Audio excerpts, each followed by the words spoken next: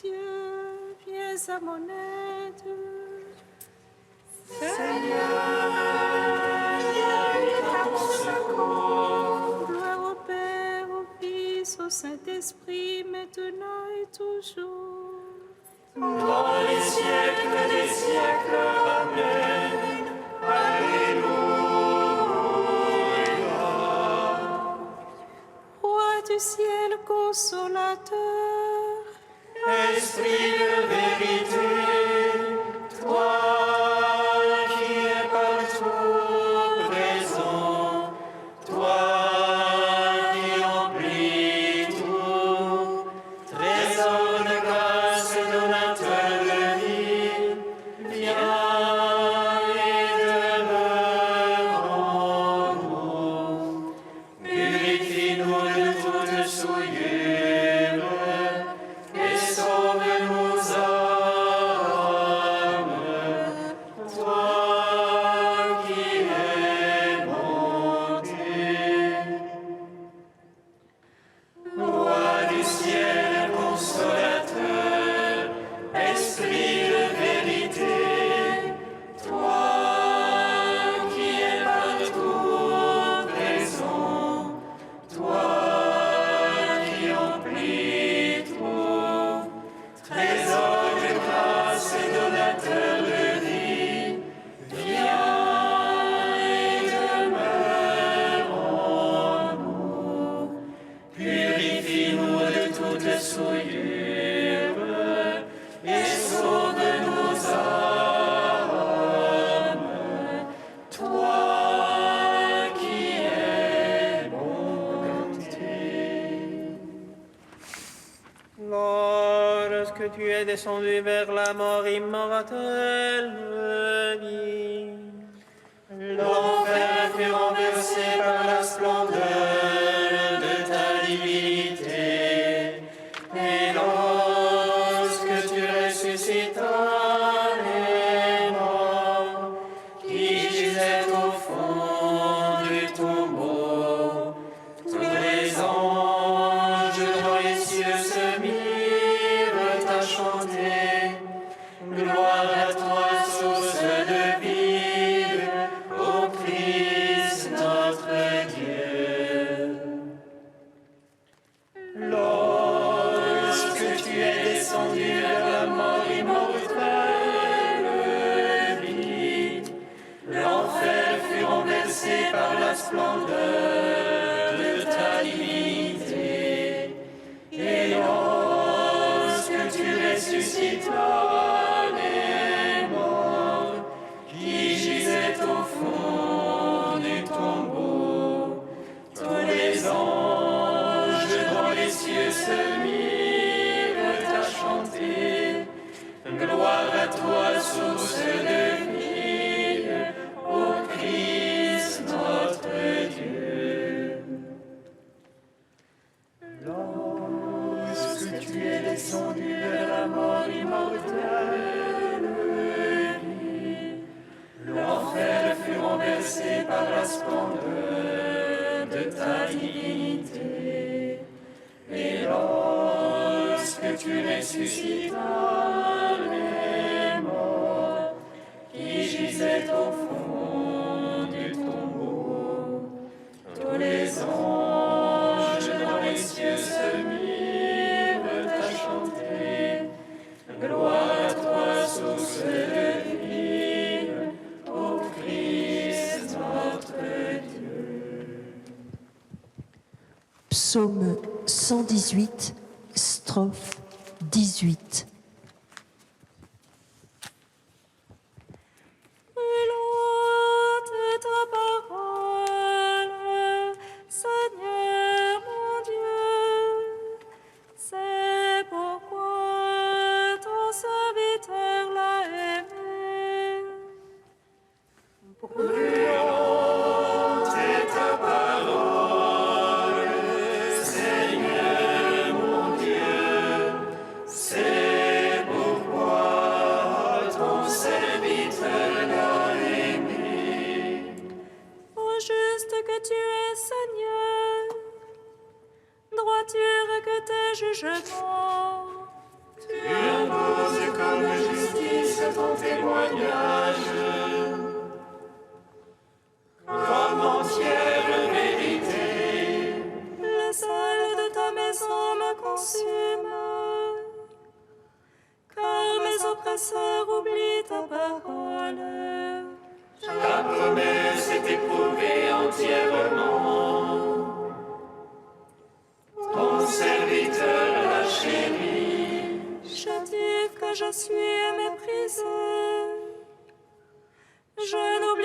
tes préceptes. Justice éternelle, que ta justice. Vérité, que ta loi. Angoisse, oppression m'ont saisi.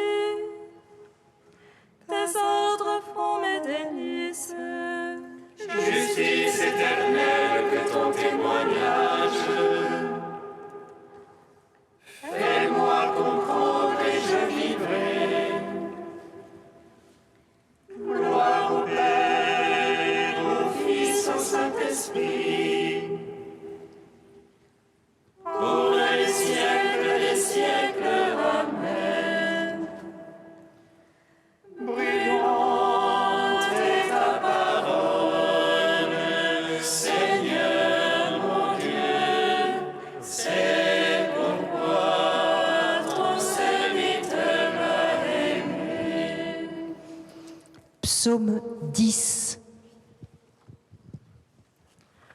Le Seigneur est ma lumière et mon salut. De qui aurais-je crainte? Le Seigneur est ma lumière et mon salut. De qui aurais-je crainte? En Dieu j'ai mon abri. Le Seigneur est mon roc, mon rempart. Comment dites-vous à mon âme? Fuis à ta montagne, petit oiseau. Vois les impies bander leur arc. Ils ajustent leurs flèches à la corde. Pour viser dans l'ombre les cœurs droits. Si les bases sont ruinées, que peut le juste? Le Seigneur dans son palais de sainteté. Le Seigneur dans les cieux et son trône. Ses yeux contemplent le monde. Ses paupières éprouvent les hommes. Dieu éprouve le juste et l'impie. Il déteste l'ami de la violence. Il fera pleuvoir sur les impies feu et soufre. Et dans leur coupe un vent de flamme pour leur part. Dieu est juste, il aime la justice. Les cœurs droits contempleront sa face. Gloire au Père, au Fils, au Saint-Esprit. Pour les siècles des siècles. Amen. Le Seigneur est ma lumière et mon salut. De qui aurais-je crainte? Psaume 11. Sauve Seigneur, il n'est plus de sang. La vérité a disparu parmi les fils des hommes. Ils ne font que mentir chacun à son prochain. Lèvres trompeuses, langage d'un cœur double. Que le Seigneur tranche toutes lèvres trompeuses, la langue qui fait de grandes phrases. Ceux qui disent la langue est notre fort, nos lèvres sont pour nous qui seraient notre maître. Devant le pauvre qui gémit, le malheureux qu'on dépouille, maintenant je me lève, déclare le Seigneur. J'assurerai le salut à ceux qui en ont soif. Maintenant je me lève, déclare le Seigneur. Les paroles du Seigneur sont des paroles sincères, argent natif qui sort de terre, cette foi épurée. Toi, Seigneur, tu nous prends en ta garde, tu nous protèges contre cette vengeance à jamais. Voix de toutes parts de les impies, la bassesse est au sommet parmi les fils des hommes. Gloire au Père, au Fils, au Saint-Esprit, pour les siècles des siècles. Amen.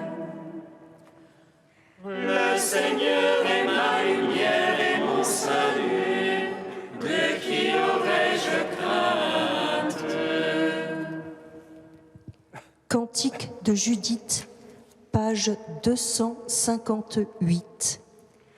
À nos chants, célébrons le Seigneur, chantons pour notre Dieu un chant nouveau.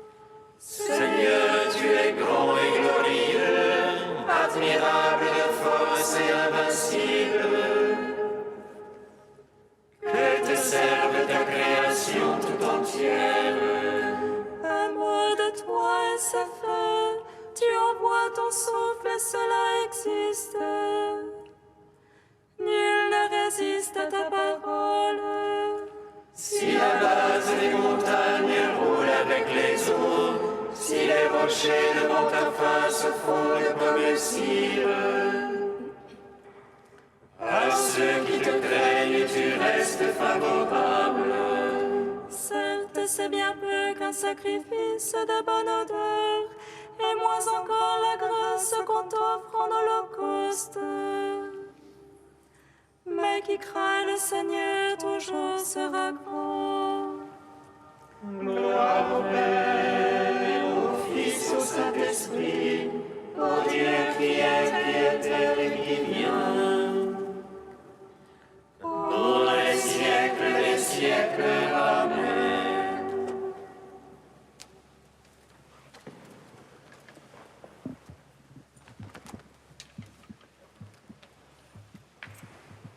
Du Père Cyril Argenty, prêtre orthodoxe, le sens de la prière. Sur ces icônes, le Christ est toujours représenté de face, jamais de profil. Il nous regarde. Lorsque nous prions devant l'icône, c'est pour sentir le regard du Seigneur posé sur nous, pour que s'établisse un lien personnel, de personne à personne, entre le Seigneur qui nous appelle et nous qui répondons. C'est en priant devant l'icône, face à face, que le chrétien, décidé à le chercher, découvre le lien personnel au Christ, qu'il aime et qu'il appelle. Ce lien unique et irremplaçable entre le Christ et son disciple n'est pas un lien seulement entre l'homme et le Fils, mais aussi, à travers le Fils, entre l'homme et le Père, entre l'homme et le Saint-Esprit. En effet, la prière chrétienne a toujours été essentiellement trinitaire. Lorsque le chrétien prie, il faut qu'il se mette face à chacune de ces trois personnes. C'est pourquoi, dans la tradition orthodoxe, le petit enfant sur les genoux de sa mère apprend à dire la prière du Trisagion. Saint Dieu, Saint fort, Saint immortel, aie pitié de nous. Cette prière est dite 3 fois, une fois au Père, une fois au Fils et une fois au Saint-Esprit, mais en même temps à chaque fois aux 3 personnes ensemble, parce qu'elles sont une. Celui qui a dit à Moïse « Je suis celui qui est », celui qui est radicalement différent de tout ce que, en tant que créature, nous pouvons voir ou percevoir, s'est révélé à nous comme Trinité. Il n'est pas 3 individus, mais 3 personnes, communiquant totalement entre elles, dans l'unité totale de l'amour du Dieu unique.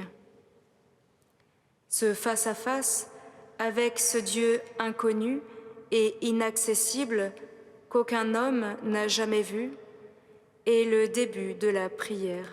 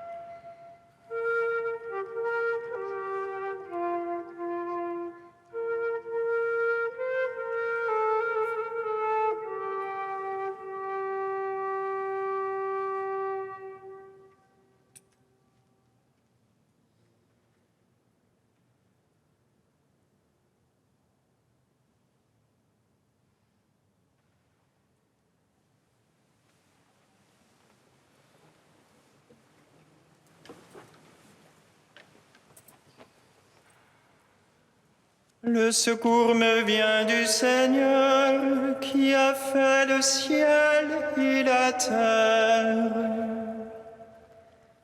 Le secours me vient du Seigneur qui a fait le ciel et la terre. Ainsi parle le Seigneur Dieu d'Israël. Jarre de farine point ne s'épuisera, vase d'huile point ne se videra, jusqu'au jour où le Seigneur donnera la pluie pour arroser la terre. Le Seigneur me vient du Seigneur qui a fait le ciel et la terre.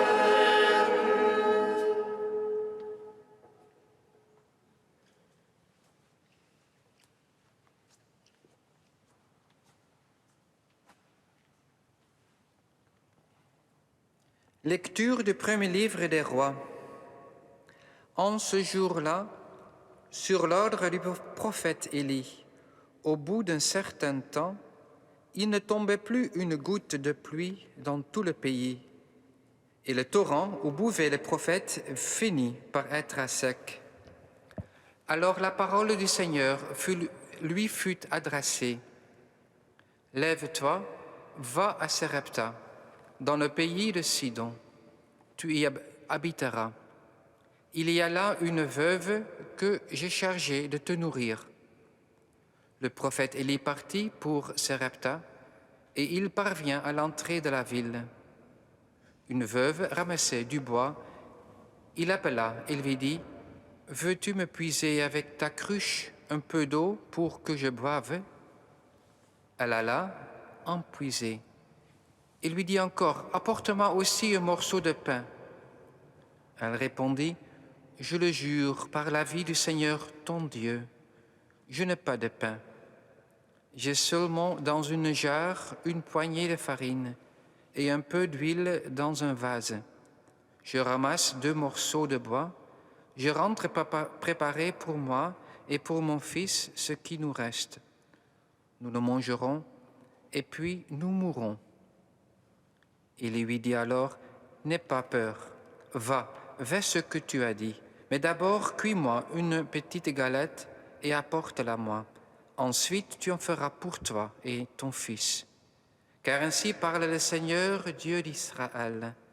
Jarre de farine, point ne s'épuisera, vase d'huile, point ne se videra, jusqu'au jour où le Seigneur donnera la pluie pour arroser la terre. » La femme alla faire ce qu'Élie lui avait demandé, et pendant longtemps, le prophète elle-même et son fils eurent à manger. Et le jarre de farine ne s'épuisa pas, et le vase d'huile ne se vida pas, ainsi que le Seigneur l'avait annoncé par l'intermédiaire d'Élie. Gloire à toi, ô Dieu vivant, gloire à toi. Gloire à toi, ô Dieu vivant, gloire à toi.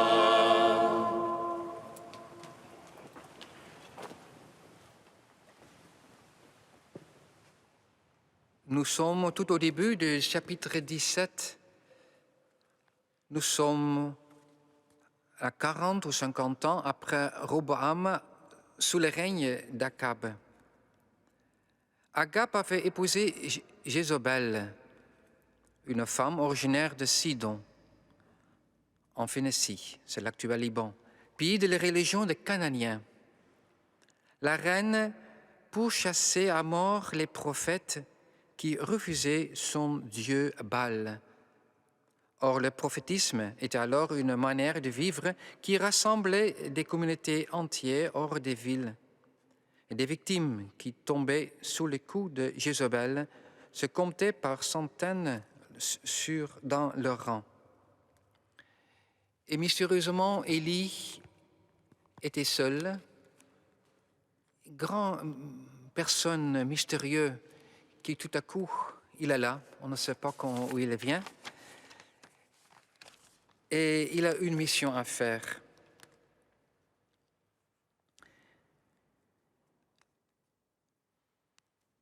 une mission pour corriger le culte de Baal. Les Baals étaient considérés comme les dieux de la pluie et de la nature. La sécheresse qui vient prouvera que le Seigneur Dieu des victoires est aussi le Dieu de la nature. Pour survivre, Élie dépend totalement sur la parole de Dieu et il met toute sa confiance en lui seul, dans une humilité et de foi. Et Dieu lui demande, c'est très intéressant, de dépendre un pauvre veuve, un païen, à Sarepta. C'est intéressant de le voir que Dieu demandait d'aller à Sarepta, justement là où Jézabel elle vient de ce pays, de cette culture d'idolâtrie. Ce qui me touche dans ce récit, c'est surtout que cette rencontre entre deux personnes, Élie, les prophètes, un homme assez remarquablement fort, qui est même une puissance sur le cosmos, on peut dire, et donc devenu tout dépendant et devient tout humble et tout petit, et demander à l'eau et du pain à une veuve qui est en train de ramasser des bois pour faire son dernier repas. Et Élie donc demandait à cette femme de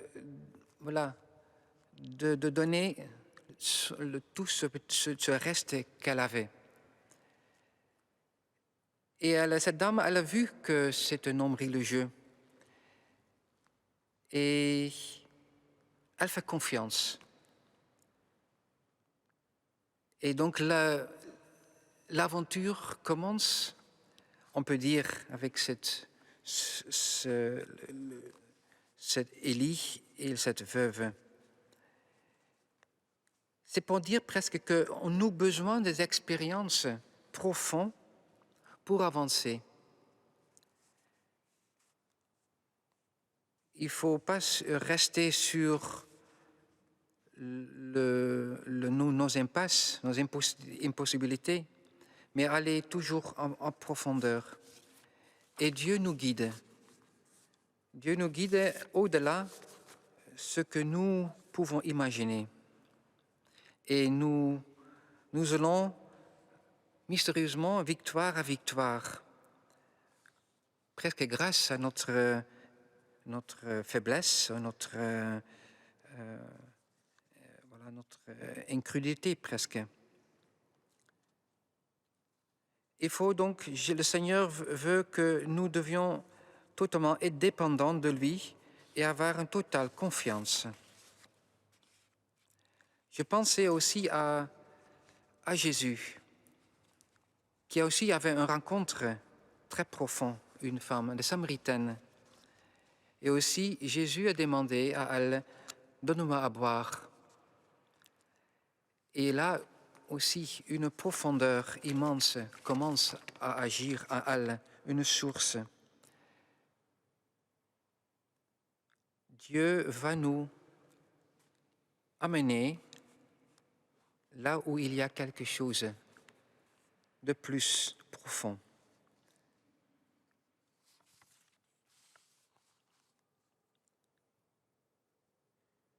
Seigneur, nous te rendons gloire pour cette expérience de vie.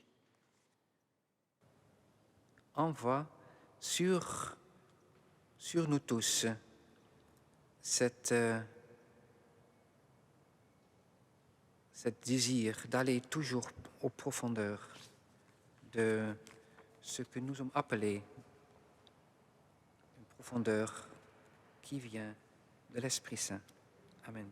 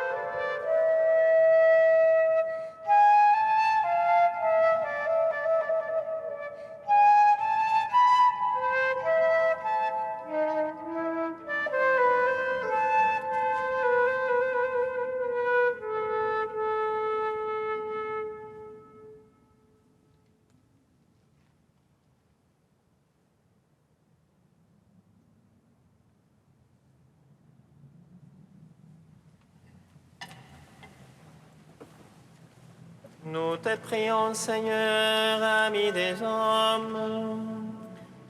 Nous te prions, Seigneur, ami des hommes. Nous te prions, Seigneur, pour l'Église, afin que la complémentarité des vocations et des ministères puisse s'approfondir et se développer. Nous te prions, Seigneur, ami des hommes. Nous te confions, Seigneur, les familles qui n'ont pas les moyens pour élever leurs enfants. Nous te prions, Seigneur, ami des hommes. Nous te demandons, Seigneur, de faire grandir dans le cœur des hommes l'esprit de partage et de solidarité, qu'une plus juste répartition des richesses s'instaure sur notre terre. Nous te prions, Seigneur, ami des hommes.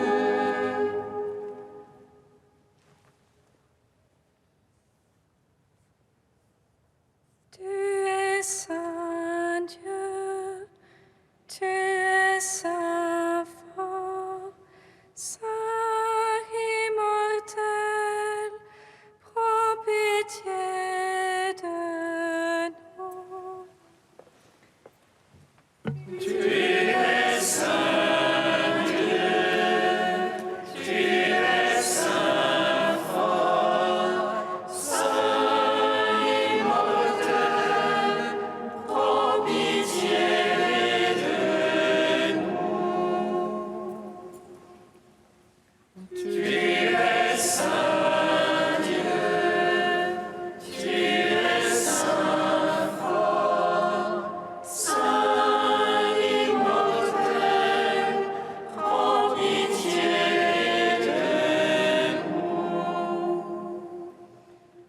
Gloire au Père et au Fils et au Saint-Esprit, maintenant et toujours et dans les siècles des siècles. Amen.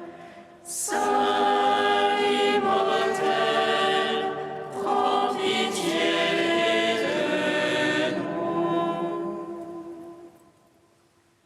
Tu es saint Dieu, tu es saint fort, saint immortel, prends pitié de nous.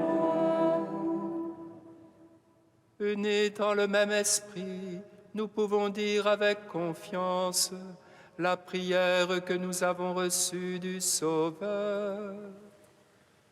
Notre Père, qui es aux cieux, que ton nom soit sanctifié, que ton règne vienne, que ta volonté soit faite sur la terre comme au ciel.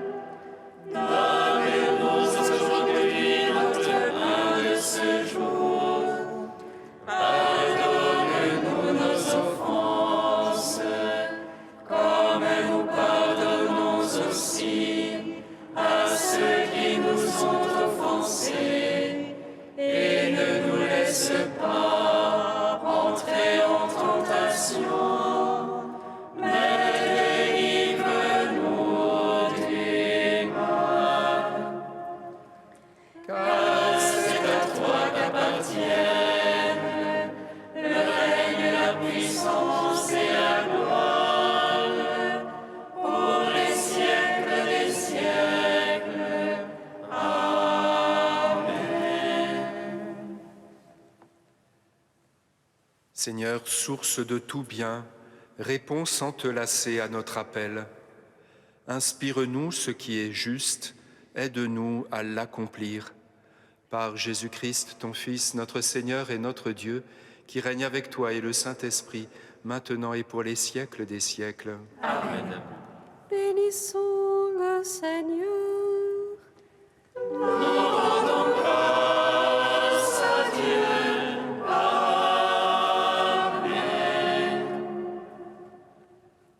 L'ange annonça à Marie qu'elle serait la mère du Sauveur.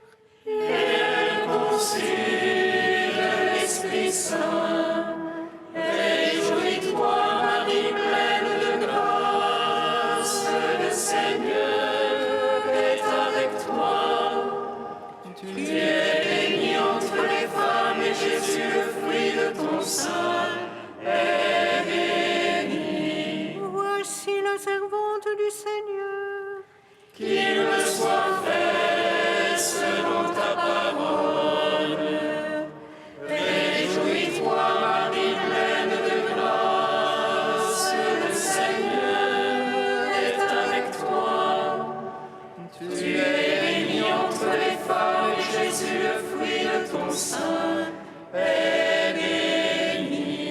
Et le Verbe s'est fait chair. Et il a demeuré parmi nous.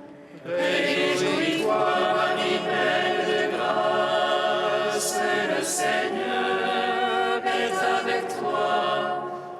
Tu es bénie entre les femmes et Jésus, le fruit de ton sein, est béni. Prie pour nous, Sainte Mère de Dieu, Afin que nous soyons rendus dignes des promesses